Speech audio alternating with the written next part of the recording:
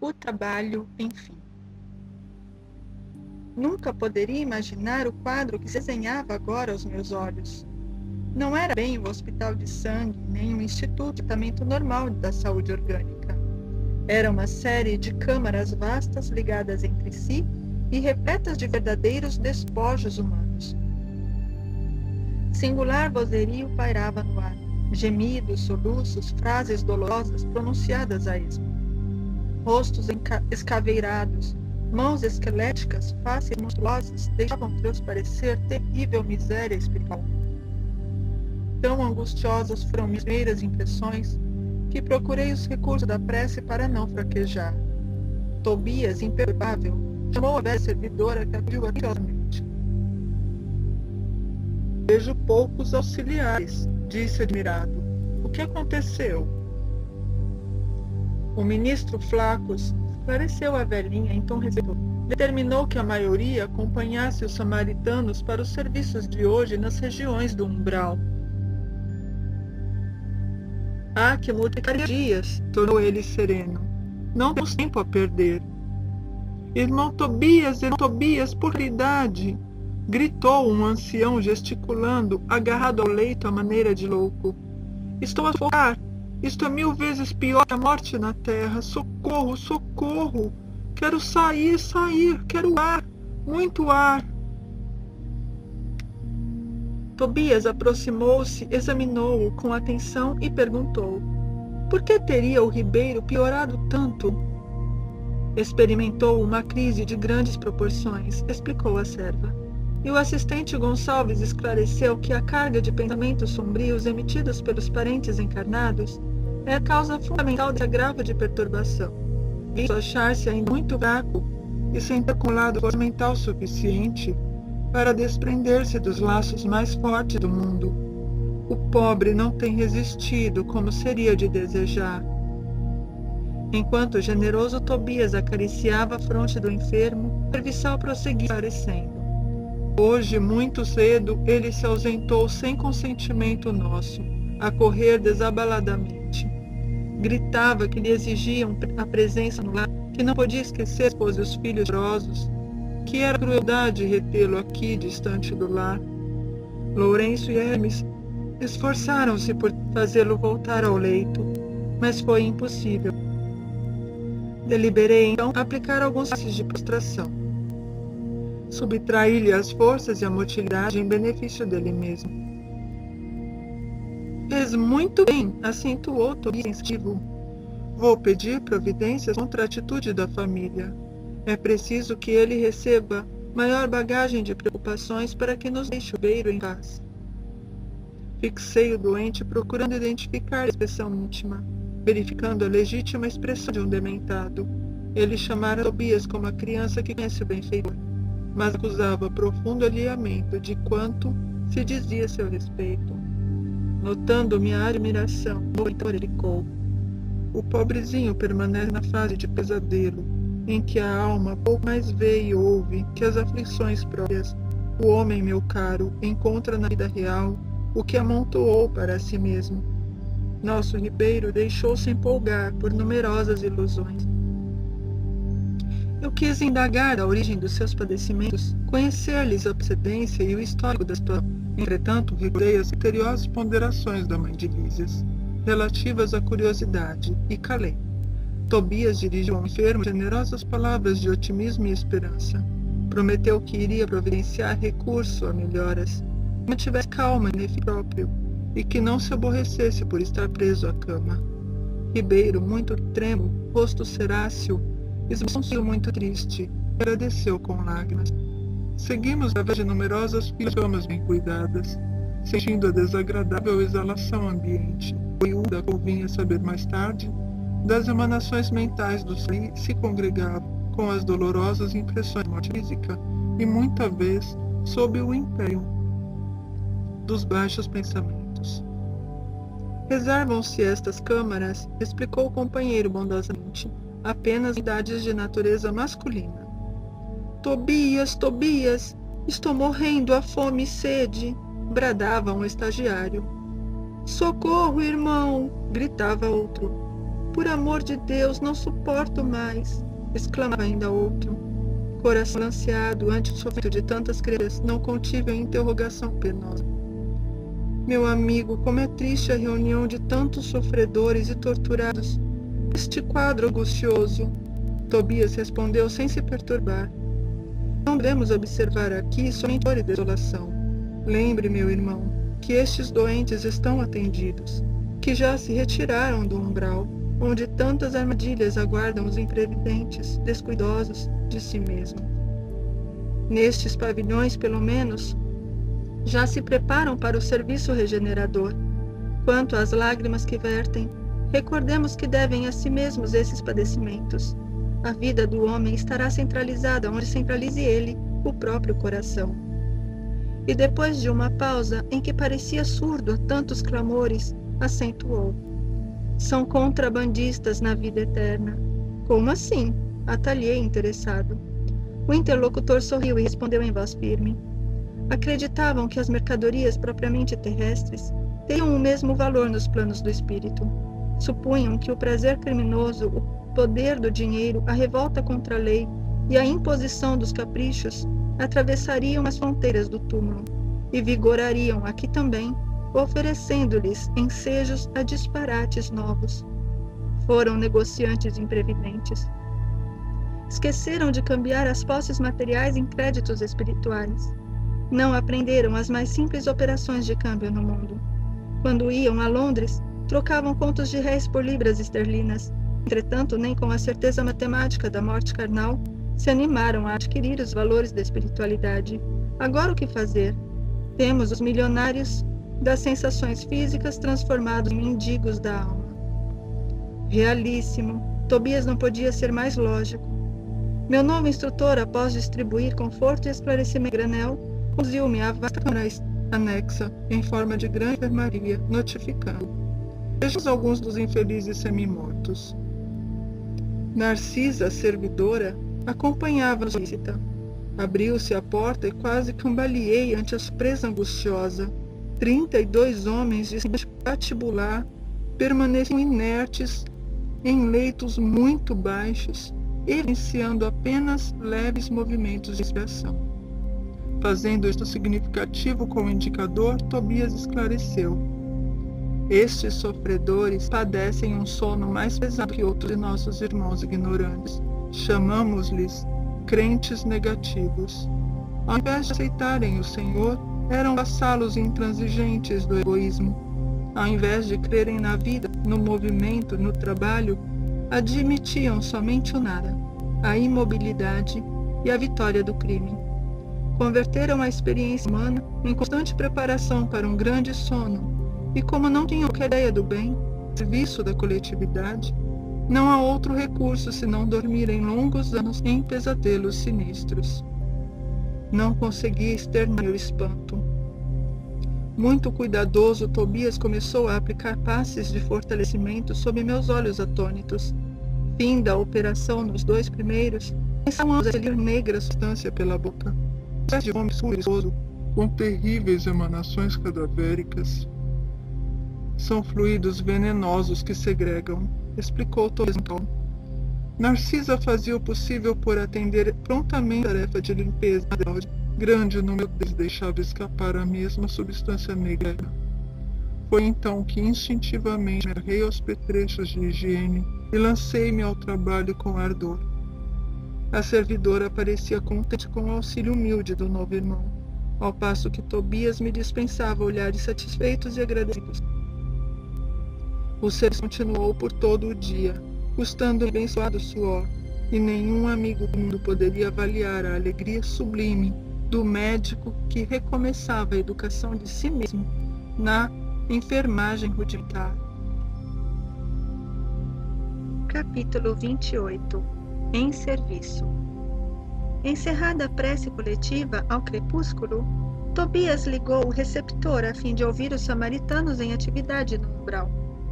Justamente curioso, vinha saber que as turmas de operações dessa natureza se comunicavam com as retaguardas de tarefa, em horas convencionais.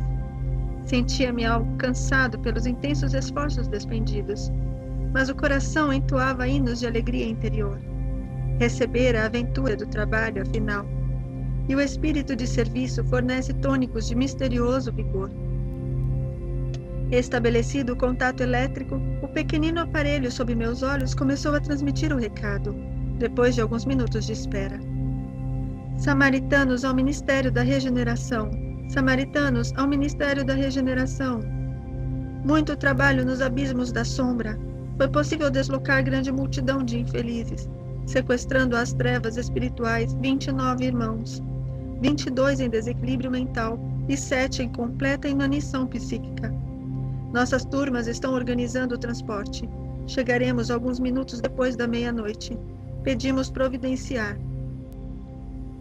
Notando que Narcisa e Tobias se entreolhavam fundamente admirados, tão logo silenciou a estranha voz, não pude conter a pergunta que me desbordava dos lábios. Como assim? Por que esse transporte em massa? Não são todos espíritos? Tobias sorriu e explicou.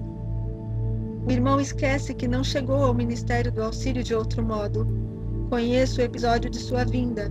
É preciso recordar sempre que a natureza não dá saltos e que na Terra, ou nos círculos do umbral, estamos revestidos de fluidos pesadíssimos. São aves e têm asas, tanto o avestruz como a andorinha.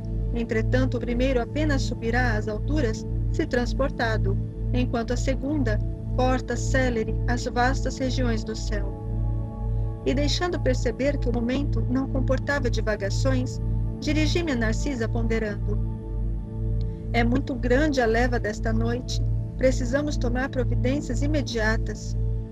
Serão necessários muitos leitos, murmurou a serva algo pesarosa. Não se aflija, respondeu Tobias resoluto. Alojaremos os perturbados no pavilhão 7 e os enfraquecidos na câmara 33. Em seguida levou a destra à fronte, como a ponderar algo muito sério, e exclamou: resolveremos facilmente a questão da hospitalidade. O mesmo, porém, não se dará ao concernente à assistência. Nossos auxiliares mais fortes foram requisitados para garantir os serviços da comunicação nas esferas da crosta, em vista das nuvens de treva que ora envolvem o mundo dos encarnados.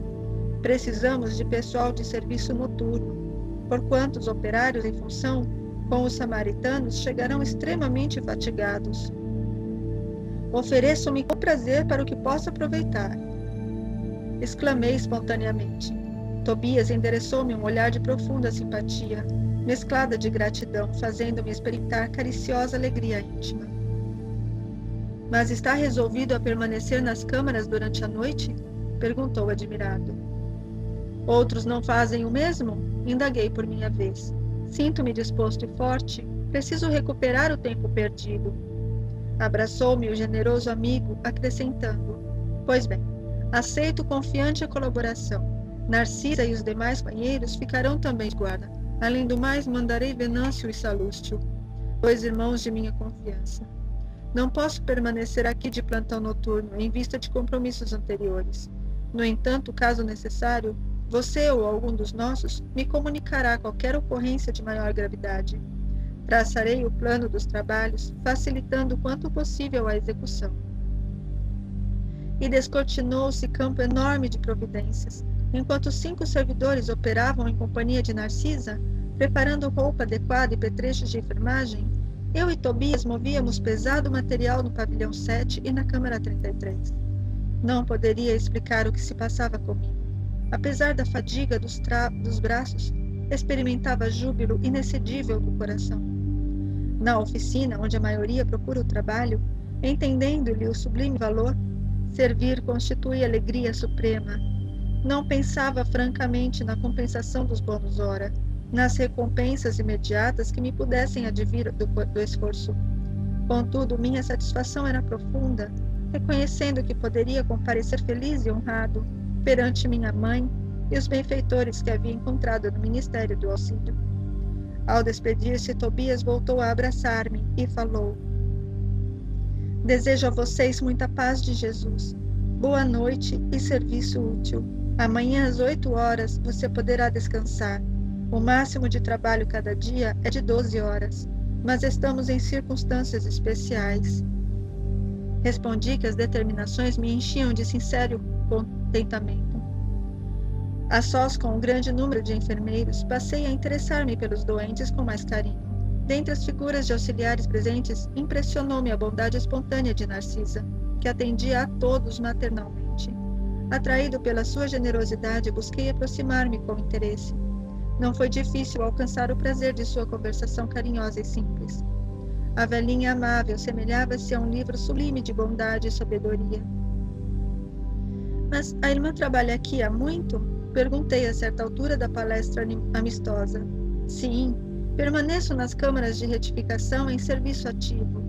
Há 6 anos e alguns meses. Entretanto, ainda me faltam mais de 3 anos para realizar meus desejos. Ante a silenciosa indagação do meu olhar, falou Narcisa amavelmente.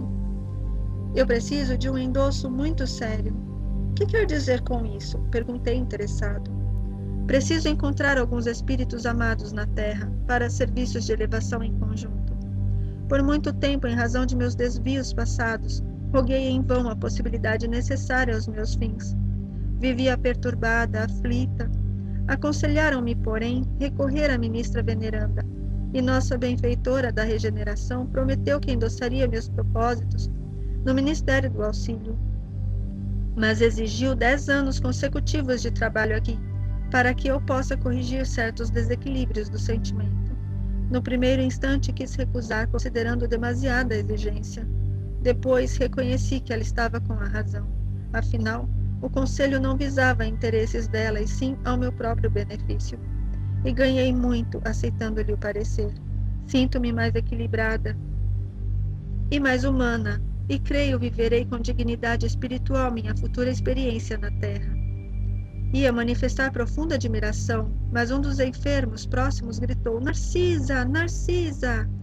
Não me cabia reter, por mera curiosidade pessoal, aquela irmã dedicada, transformada em mãe espiritual dos sofredores. Capítulo 29. A visão de Francisco. Enquanto Narcisa consolava o doente aflito, fui informado de que me chamavam ao aparelho de comunicações urbanas. Era a senhora Laura que pedia notícias. De fato, esquecera-me de avisá-la sobre as deliberações de serviço noturno. Pedi desculpas à minha benfeitora e forneci rápido relatório verbal da nova situação. Através do fio, a genitora de Lísias parecia exultar, compartilhando meu justo contentamento.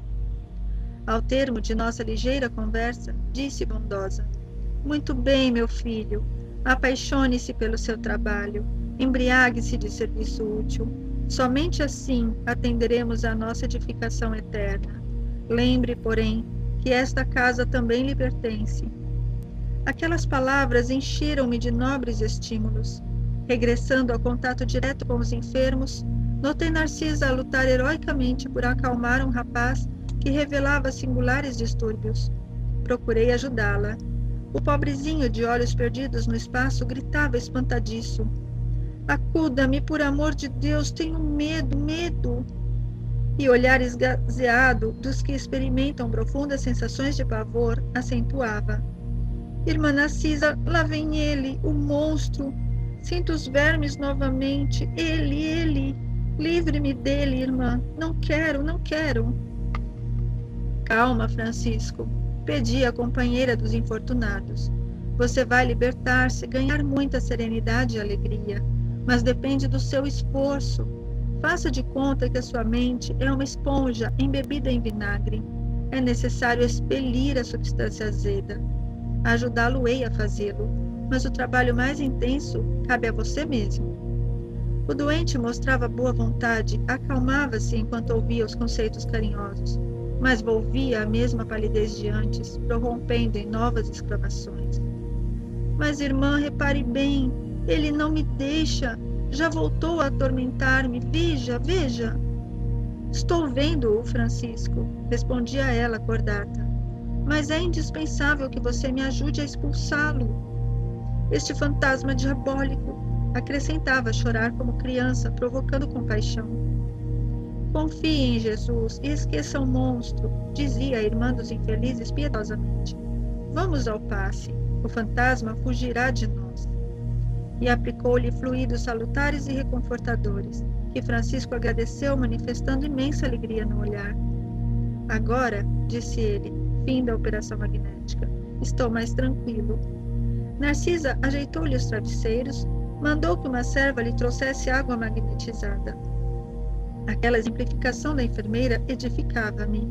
O bem com o mal, em toda parte estabelece misterioso contágio. Observando-me o sincero desejo de aprender, Narcisa aproximou-se mais, mostrando-se disposta a iniciar-me nos sublimes segredos do serviço. A quem se refere o doente? Indaguei, impressionado.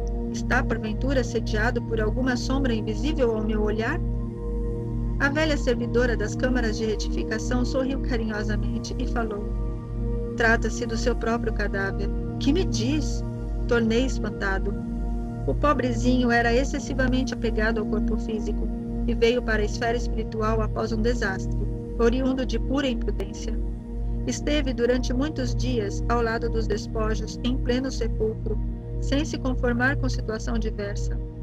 Queria firmemente levantar o corpo hirto, tal o império da ilusão em que vivera, e nesse triste esforço gastou muito tempo. Amedrontava-se com a ideia de enfrentar o desconhecido e não conseguia acumular nem mesmo alguns átomos de desapego às sensações físicas. Não valeram socorros das esferas mais altas porque fechava a zona mental a todo pensamento relativo à vida eterna. Por fim, os vermes fizeram-lhe experimentar tamanhos padecimentos que o pobre se afastou do túmulo, tomado de pavor. Começou então a peregrinar nas zonas inferiores do umbral. No entanto, os que lhe foram pais na terra possuem aqui grandes créditos espirituais e rogaram sua internação na colônia. Trouxeram-no os samaritanos quase à força. Seu estado, contudo, é ainda tão grave que não poderá ausentar-se tão cedo das câmaras de retificação.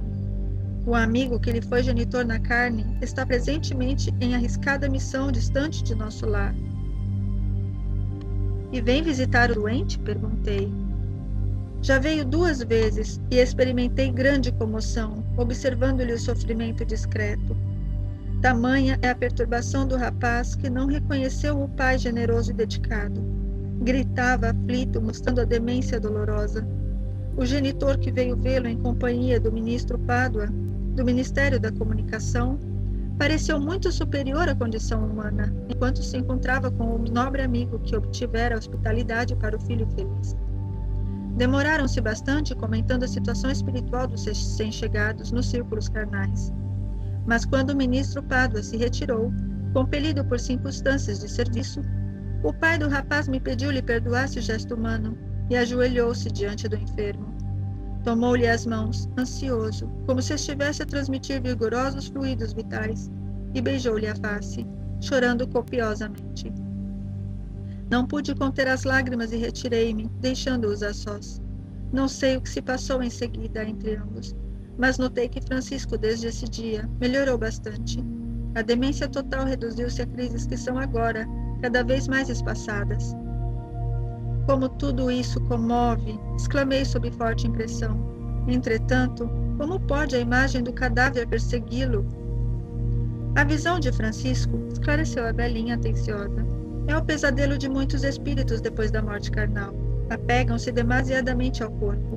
Não enxergam outra coisa, nem vivem senão dele e para ele, votando-lhe verdadeiro culto. E vindo o sopro renovador, não o abandonam. Repelem quaisquer ideias de espiritualidade e lutam desesperadamente pelo conservar. Surgem, no entanto, os vermes vorazes e os expulsam. A essa altura, horrorizam-se do corpo e adotam nova atitude extremista. A visão do cadáver, porém, como forte criação mental deles mesmos, atormenta-os no imo da alma. Sobrevêm perturbações e crises, mais ou menos longas, e muitos sofrem até a eliminação integral do seu fantasma. Notando minha comoção, Narcisa acrescentou: Graças ao Pai venho aproveitando bastante nesses últimos anos de serviço. Ai, como é profundo o sono espiritual da maioria de nossos irmãos na carne. Isto, porém, deve preocupar-nos, mas não deve ferir-nos. A crisálida cola-se à matéria inerte, mas a borboleta alçará o voo. A semente é quase imperceptível E, no entanto, o carvalho será um gigante. A flor morta volve à terra, mas o perfume vive no céu. Todo embrião de vida parece dormir. Não devemos esquecer estas lições. E Narcisa calou-se, sem que me atrevesse a interromper-lhe o silêncio. Capítulo 30. Herança e eutanásia. Ainda não voltara a mim da profunda surpresa, quando Salúcio se aproximou, informando a Narcisa. Nossa irmã Paulina deseja ver o pai enfermo, no pavilhão 5. Antes de atender, julguei razoável consultá-la, porque o doente continua em crise muito aguda. Mostrando gestos de bondade que lhe eram característicos, Narcisa acentuou. Mande-a entrar sem demora. Ela tem permissão da ministra, visto estar consagrando tempo disponível em tarefa de reconciliação dos familiares. Enquanto o mensageiro se despedia, apressado, a enfermeira bondosa acrescentava dirigindo-se a mim. Você verá que filha dedicada. Não decorrera 1 minuto e Paulina estava diante de nós, esbelta e linda. Trajava uma túnica muito leve, tecida em seda luminosa. Angelical beleza caracterizava-lhe os traços fisionômicos, mas os olhos denunciavam extrema preocupação. Narcisa apresentou-a delicadamente e, sentindo talvez que poderia confiar na minha presença, perguntou algo inquieta. E papai, minha amiga? Um pouco melhor, esclareceu a enfermeira. No entanto, ainda acusa desequilíbrios fortes. É lamentável, retrucou a jovem. Nem ele, nem os outros cedem no estado mental a que se recolheram. Sempre o mesmo ódio e a mesma displicência. Narcisa nos convidou a acompanhá-la e minutos após tinha diante de mim um velho de fisionomia desagradável, olhar duro, cabeleira desenhada, rugas profundas, lábios retraídos, inspirava mais piedade que simpatia. Procurei, contudo, vencer as vibrações inferiores que me dominaram, a fim de observar acima do sofredor o irmão espiritual. Desapareceu a impressão de repugnância, aclarando-se-me os raciocínios. Apliquei a lição a mim mesmo. Como teria chegado, por minha vez, ao Ministério do Auxílio? Deveria ser horrível meu semblante de desesperado. Quando examinamos a desventura de alguém, lembrando as próprias deficiências, há sempre asilo para o amor fraterno no coração. O velho enfermo não teve uma palavra de ternura para a filha que o saudou carinhosa. Através do olhar que evidenciava aspereza e revolta, semelhava-se a uma fera humana enjaulada. — Papai, o senhor sente-se melhor? Perguntou com extremo carinho filial. — Ai, ai! Gritou o doente em voz estentórica. Não posso esquecer o infame, não posso descansar o pensamento. Ainda o vejo ao meu lado, ministrando-me o veneno mortal. Não diga isso, papai, pediu a moça delicadamente. Lembre-se de que Edelberto entrou em nossa casa como um filho, enviado por Deus. Meu filho, gritou o infeliz, nunca, nunca, é criminoso sem perdão, filho do inferno. Paulina falava agora com os olhos rasos d'água. Ouçamos, papai, a lição de Jesus, que recomenda nos amemos uns aos outros. Atravessamos experiências consanguíneas na terra para adquirir o verdadeiro amor espiritual. Aliás, é indispensável reconhecer que só existe um Pai realmente eterno, que é Deus. Mas o Senhor da vida nos permite a paternidade ou a maternidade no mundo, a fim de aprendermos a fraternidade. Sem mácula, nossos lares terrestres são cadinhos de purificação dos sentimentos ou templos de união sublime, a caminho da solidariedade universal. Muito lutamos e padecemos até adquirir o verdadeiro título de irmão. Somos todos uma só família na criação, sob a bênção providencial de um Pai único. Ouvindo-lhe a voz muito meiga, o doente pôs a chorar convulsivamente. Perdoe Edelberto, papai. Procure sentir nele não o filho leviano, mas o irmão necessitado de esclarecimento. Estive em nossa casa ainda hoje, lá observando extremas perturbações. Daqui deste leito, o Senhor envolve todos os nossos enfluídos de amargura e incompreensão, e eles lhe fazem o mesmo por idêntico modo. O pensamento, em vibrações sutis, alcança o alvo por mais distante que esteja. A permuta de ódio e desentendimento causa ruína e sofrimento nas almas. Mamãe recolheu-se faz alguns dias ao hospício, calada de angústia. Amália e Cacilda entraram em luta judicial com Edelberto, e Agenor, em virtude dos grandes patrimônios materiais que o Senhor ajuntou nas esferas da carne. Um quadro terrível, cujas sombras poderiam diminuir se sua mente vigorosa não estivesse mergulhada em propósitos de vingança. Aqui, vemo-lo em estado grave. Na terra, mamãe louca e os filhos perturbados, odiando-se entre si. Em meio de tantas mentes desequilibradas, uma fortuna de 1.500.000 cruzeiros. E que vale isso, se não há um átomo de felicidade para ninguém? Mas eu leguei enorme patrimônio à família, atalhou o infeliz rancorosamente, desejando o bem-estar de todos. Paulina não o deixou terminar, retomando a palavra. Nem sempre sabemos interpretar o que seja benefício. No capítulo da riqueza transitória, se o Senhor assegurasse o futuro dos nossos, garantindo-lhes a tranquilidade moral e o trabalho honesto, seu esforço seria de valiosa previdência. Mas, às vezes, papai, costumamos amealhar o dinheiro por espírito de vaidade e ambição, querendo viver acima dos outros. Não nos lembramos disso, senão nas expressões externas da vida. São raros os que se preocupam em ajuntar conhecimentos nobres, qualidades de tolerância, luzes de humildade, bênçãos de compreensão. Impomos a outrem os nossos caprichos, afastamo-nos dos serviços do Pai, esquecemos a lapidação do nosso espírito. Ninguém nasce no planeta simplesmente para acumular moedas nos cofres ou valores dos bancos.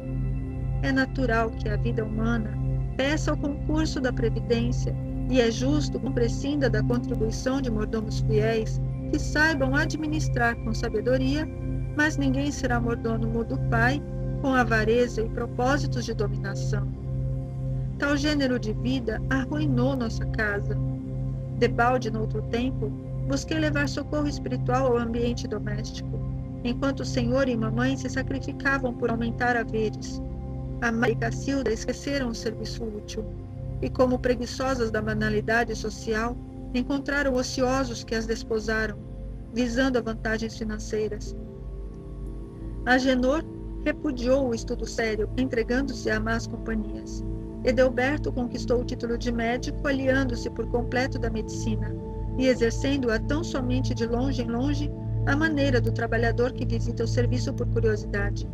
Todos arruinaram belas possibilidades espirituais, distraídos pelo dinheiro fácil e apegados à ideia de herança. O enfermo tomou uma expressão de pavor e acrescentou: Maldito Edelberto, filho criminoso e ingrato, matou-me sem piedade, quando ainda necessitava regularizar minhas disposições testamentárias. Malvado, malvado! Cale-se, papai, tenha compaixão de seu filho, perdoe e esqueça. O velho, porém, continuou a praguejar em voz alta. A jovem preparava-se para discutir, mas Narcisa endereçou-lhe significativo olhar, chamando Salúcio para socorrer o doente em crise. Calou-se Paulina, acariciando a fronte paterna e contendo a custo as lágrimas. Daí a instante retirava-me em companhia de ambas, sob forte impressão.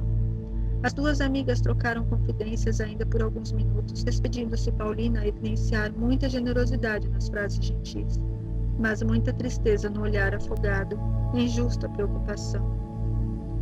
Voltando à intimidade, Narcisa disse, bondosa: os casos de herança, em regra, são extremamente complicados. Com raras exceções, acarretam enorme peso a legadores e legatários. Neste caso, porém, vemos não só isso, mas também a eutanásia. A ambição do dinheiro criou em toda a família, de Paulina, esquisitices e desavenças. Pais avarentos possuem filhos esbanjadores. Fui à casa de nossa amiga quando o irmão, o Edelberto, médico de aparência distinta, empregou no genitor quase moribundo a chamada morte suave. Esforçamo-nos por o evitar, mas foi tudo em vão. O pobre rapaz desejava de fato apressar o desenlace, por questões de ordem financeira. E aí temos agora a imprevidência e o resultado, o ódio e a moléstia. E com expressivo gesto, Narcisa rematou: Deus criou seres e céus, mas nós costumamos transformar-nos em espíritos diabólicos, criando nossos infernos individuais.